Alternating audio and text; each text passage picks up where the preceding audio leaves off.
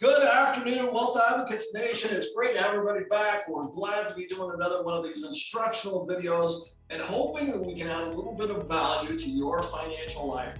Today, I'm joined with one of our associates, Amit Dolan, certified financial planner with Wealth Advocates.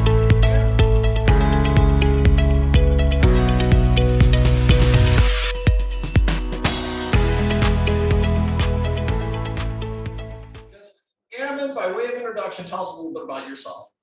Hey, thanks, Patrick. It's good to be here. It's good to be recording with you. I've a little bit of background about myself. I'm 6 years in the industry.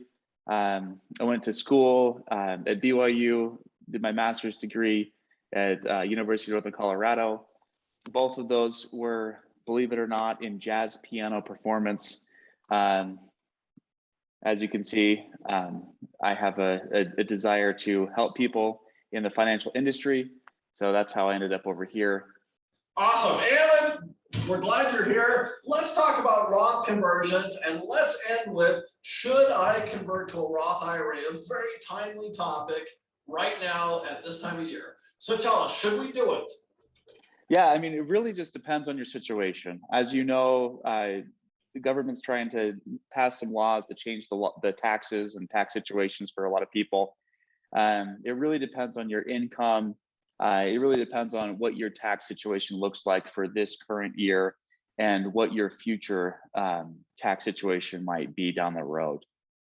So when you do a Roth conversion, you are exempt from any penalties that might be incurred from a distribution from an IRA or from a 401k, but you are going to be taxed on that money. So we like to work closely with CPAs to make sure that it works best for you in your personal situation. Really good. Really good. Let me give you a couple of reasons why you wouldn't do a Roth IRA.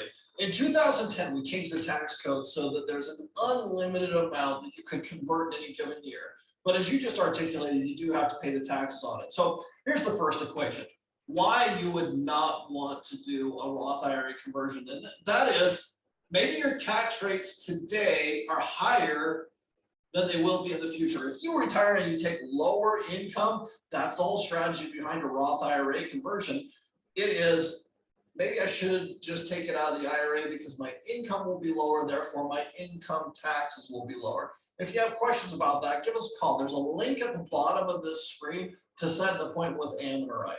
So reason number two, you said this really well, Ammon. If you convert from an IRA to a Roth IRA, well, you have to bring cash to the table. And the cash is not really cash out of pocket. Oftentimes it's April 15 and your accountant puts all the boxes and numbers in the appropriate places and says, you know what, you're not getting a refund. Or maybe you owe $2,000 in taxes or something of that nature. Whatever it was last year, if you do a Roth conversion, likely, all things remaining equal, it will be a little higher this year.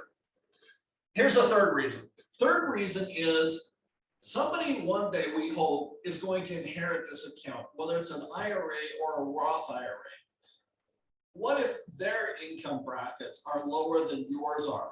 Well, it would be better for them to inherit an IRA because the taxes would be lower than if you paid them in this high bracket. So that's another reason. So here's a fifth reason. Maybe you are anticipating giving that account to a charitable organization. Charitable organizations, by nature of the tax code, 501c3 is the tax code. They are a nonprofit. Therefore, if they inherit an IRA, it doesn't matter to them. It's exactly the same as if they inherit an IRA. So if the beneficiary is a charity, then an IRA and you pay the taxes would be much better. Said a different way, it would be better for them to receive the IRA and you didn't have to pay any taxes on that. So there's four different reasons why one would not want to inherit or convert to a Roth IRA. Anything you'd add to that, Ammon?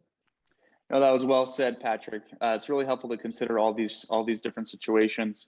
Like you said, where there's a link to schedule an appointment with Patrick or myself to kind of discuss your personal situation and see how this might affect you. Awesome. Thanks, Ammon. You know, these are complicated topics, and therefore we put together a flow chart for you. Also, in this link to this video, you can download the flow chart, determine which is right for you. But in all cases, we're here to answer questions for you.